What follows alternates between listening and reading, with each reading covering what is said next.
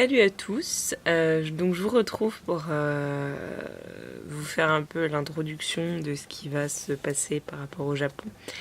Donc on est le 13 avril, il doit être un truc genre 21h.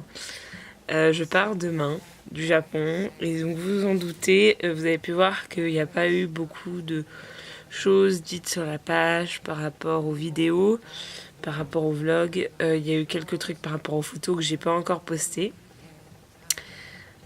Tout simplement, en fait, je suis venue au Japon en pensant faire de magnifiques vlogs, comme tout le monde ferait en fait, en arrivant dans un pays qu'il aime, enfin, pour vous partager le pays pour lequel j'avais d'énormes attentes par rapport à tous les autres vlogs que j'avais vus.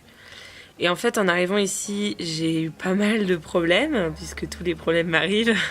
Heureusement, j'ai quand même des solutions assez incroyables qui se sont profilées pour moi, pour tous mes problèmes. J'ai eu d'énormes problèmes et en fait, j'ai eu d'énormes solutions que j'imaginais même pas arriver.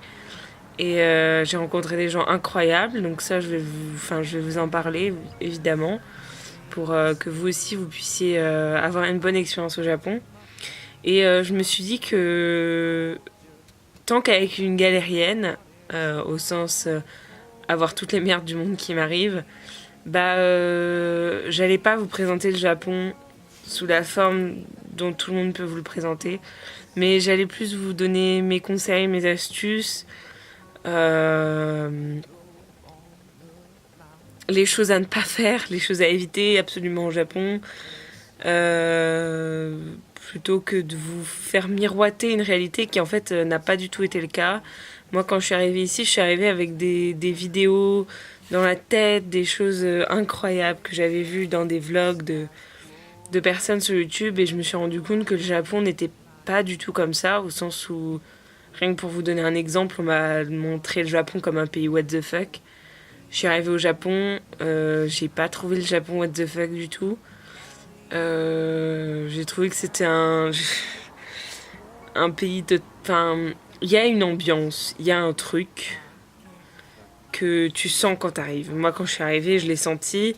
C'est genre extrêmement agité et en même temps extrêmement reposant et extrêmement agité. Enfin, c'est pas descriptible, mais j'ai rencontré une Canadienne qui est l'une des premières personnes, je reviendrai sur cette histoire, qui m'a sauvé la vie.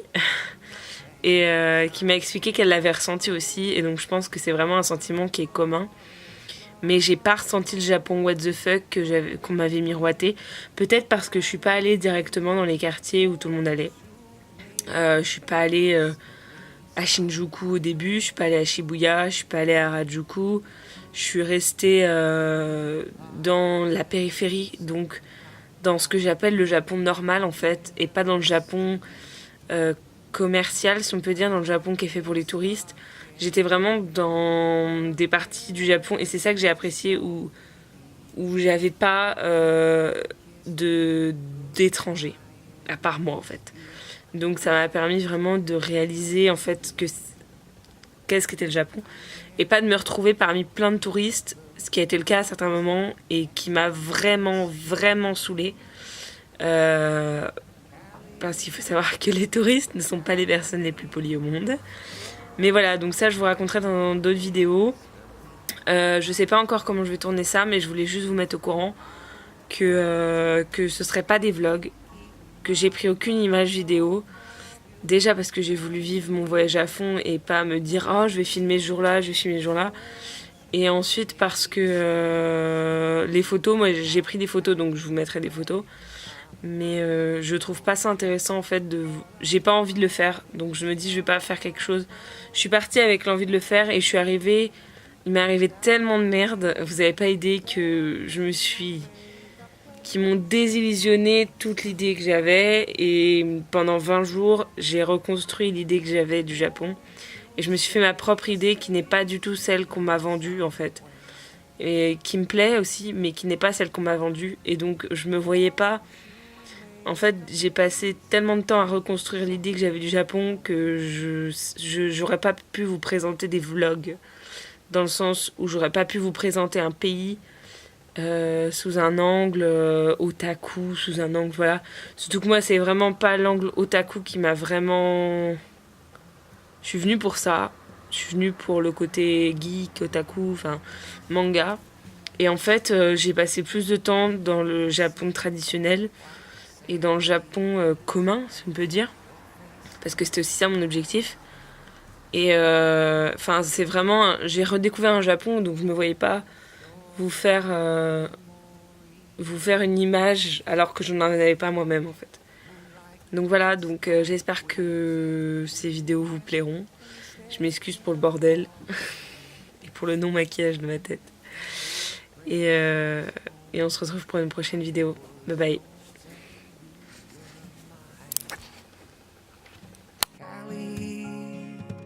Callie, won't you make a place for me? I can't forget you. I don't want to. I can't keep my mind off